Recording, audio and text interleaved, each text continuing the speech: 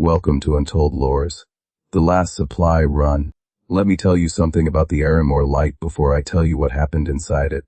It has been automated since 1978. No keeper, no staff. A supply boat comes twice a year, once in April, once in October, to check the mechanism and leave maintenance equipment in the lower store. Between those visits, the island sees no one. The island is called Carreg Dub, Black Rock.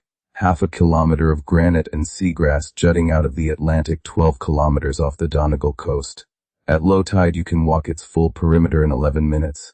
I know because I timed it on my first morning there, before everything changed, before I understood what I had been sent into. My name is Sharon Malone.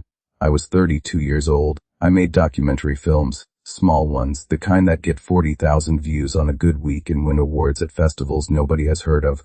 I had spent 3 years building a series called Untold Lores. Urban legends, folklore, the stories communities tell about the dark.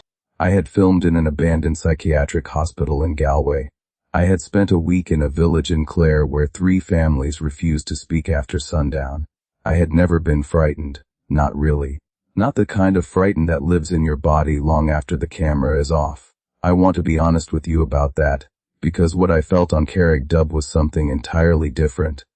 My producer, a woman named Nuala, found the story through an archive contact at the National Folklore Collection in Dublin, a pattern in the records. A family called Malone, lighthouse keepers on Carreg Dub from 1891 until the automation in 1978, and a recurring notation across 4 generations of record keeping. Missing persons, disappearances, always one per generation, always a man, always found, when found at all.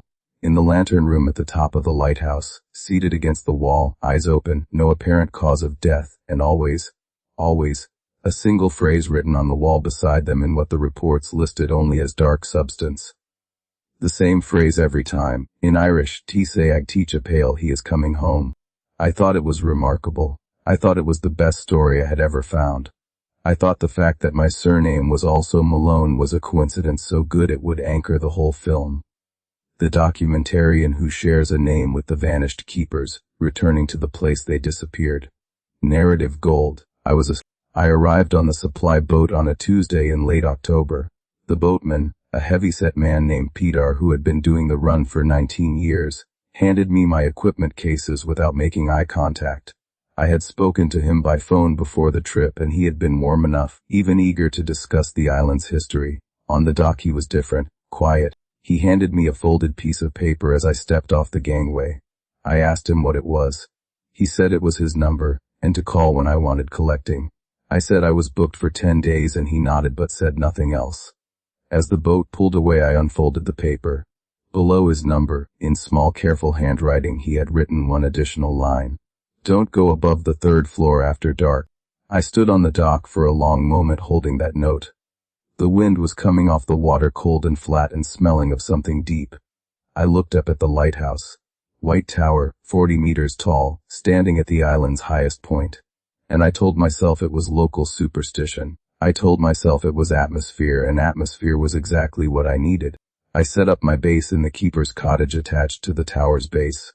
2 rooms, a metal cot, a wood burner that worked if you coaxed it, no electricity beyond a diesel generator I had brought myself. I spent the first 2 days filming the exterior, the coastline, the rusted mechanisms of the old fog bell, the inscription above the lighthouse door. Sola Sidor Chatus, light in the darkness, worn almost smooth by 100 years of salt air. I filmed the archive documents Nuala had sent me, the missing persons reports, the photographs of the found men, the transcripts of the wall inscriptions. I set up a talking head station in the cottage and recorded myself presenting the family history of the Malones of Carreg Dub. I was professional. I was detached. On the 3rd night I heard it for the first time. I was in my cot, generator off, darkness total. The wind had dropped around midnight and the silence was the kind you only get on open water. Absolute, pressurized, as if the world were holding its breath. And into that silence, from somewhere above me, from somewhere inside the tower itself came a sound. A slow, wet exhalation, like breathing. But longer than a breath should be. Like a single breath drawn out over 10 seconds through something damp, something that should not be breathing at all. I lay completely still. My body had gone cold from the chest outward. Not the cold of a draughty room, but a cold that pressed inward from my sternum as if something had replaced the air in my lungs with seawater. The sound came again, and then, faintly, from the stone wall against which my cot was pressed. I felt it rather than heard it, a vibration almost rhythmic, almost like a slow footstep descending a spiral stair. I picked up my camera. I told myself it was pipes or wind or the settlement of old stone. Then I heard my name, spoken from directly above me, in a voice that was not quite human and not quite not. That's it for part 1. Follow Untold Lores for part 2, like and subscribe for daily stories.